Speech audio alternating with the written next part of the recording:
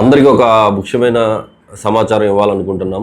మనకి కానీ, మనం ప్రేమించే వ్యక్తులు కానీ, మనం ఇష్టపడే వ్యక్తులు కానీ, మనకు కావాల్సిన వ్యక్తులకు కానీ రోడ్డు మీద ఏదైనా ప్రమాదం జరిగి ప్రమాద స్థలంలో ఆ వ్యక్తిని హాస్పిటల్కి తీసుకువెళ్ళకపోయినా, సకాలంలో తీసుకువెళ్ళకపోయినా ఆ వ్యక్తి మరణం సంభవిస్తుంది.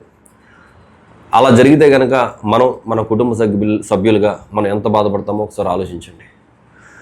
గుడ్ సమర్టియన్ అంటే ఏదైనా మనం రోడ్డుపై వెళ్ళేటప్పుడు ఏదైనా ప్రమాదం జరిగినట్లు మీరు చూస్తే, మీ కళ్ళ ముందు జరిగినా, లేదంటే మీరు వెళ్ళేటప్పటికి రోడ్డుపైన ఎవరైనా క్షతగాతులు కనపడితే తక్షణమే స్పందించి ఇమీడియట్గా ఆ వ్యక్తికి గాయాలు ఏమైనా ఉన్నాయా ఉంటే కనుక ముందుగా 112కి కాల్ చేసి అంబులెన్స్ పిలవండి.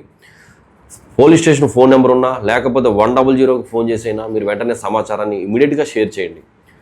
లేదు మీరు ఇంకా తీసుకువెళ్ళగలిగితే కనుక అక్కడ నలుగురు సహాయంతో మీరు ఆ వ్యక్తిని జాగ్రత్తగా ఏదో ఒక వెహికల్ ఆపి తీసుకుని హాస్పిటల్కి తీసుకెళ్ళినట్టయితే కనుక ఫస్ట్ గోల్డెన్ అవర్ అంటారు. ప్రమాదం జరిగిన ఒక గంటలో మనం తీసుకెళ్ళగలిగితే కనుక బ్లడ్ని ముందు సీజ్ చేయగలిగినట్టయితే కనుక ఆపగలిగితే కనుక అది గోల్డెన్ అవర్ అంటారు. నిజంగా మీరు దేవుడితో సమానం. ఆ వ్యక్తి ప్రాణాన్ని నిలబెట్టడం కాదు, ఒక కుటుంబం రోడ్డును పడకుండా మీరు కాపాడిన వాళ్ళు అవుతారు. ఫస్ట్ 10 నిమిషాల్లో తీసుకెళ్ళగలిగితే కనుక అది ప్లాటినం అంటారు. అంటే ఇంకా అతను బతికించే అవకాశాలు అనేది ఇంకా చాలా ఎక్కువగా ఉంటాయి. సో మీరు ఎంత ఆలస్యం చేసే కొలది ఆ కుటుంబం రోడ్డును పడిపోవడానికి అంత దగ్గరగా రోడ్డు మీదకు రావడానికి అంత సిద్ధంగా ఉన్నట్టు లెక్క.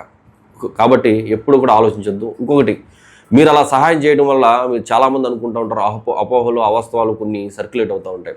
మనం ఆ విధంగా చేస్తే పోలీసు వాళ్ళు మన కేసులో పిలుస్తారు, సాక్ష్యానికి పిలుస్తారు, మనల్ని ఇబ్బంది పెడతారు.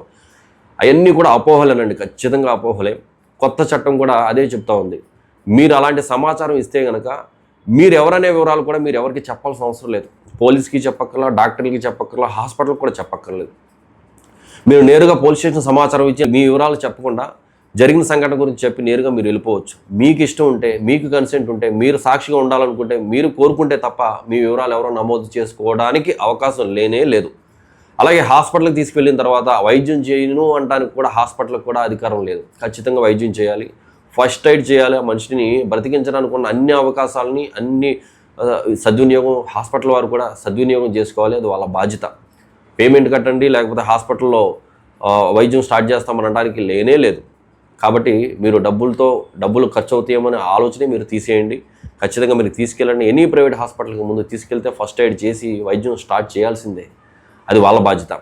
అలాగే ముఖ్యంగా ఇప్పుడు చెప్పేది ఇది కనుక మీరు తెలుసుకోకపోతే కనుక ట్రాఫిక్ రూల్స్ అందరూ పాటించండి, వేగాన్ని తగ్గించండి, డ్రంక్ అండ్ డ్రైవ్ చేయొద్దు, హెల్మెట్ పెట్టుకోండి. మీ వల్ల ఇంకొకరికి కానీ ప్రమాదం జరగకుండా చూసుకోండి. ఒకవేళ ప్రమాదం మీ వల్ల జరిగితే కనుక ఆ యొక్క సంఘటన స్థలం నుంచే పారిపోవద్దు దయచేసి.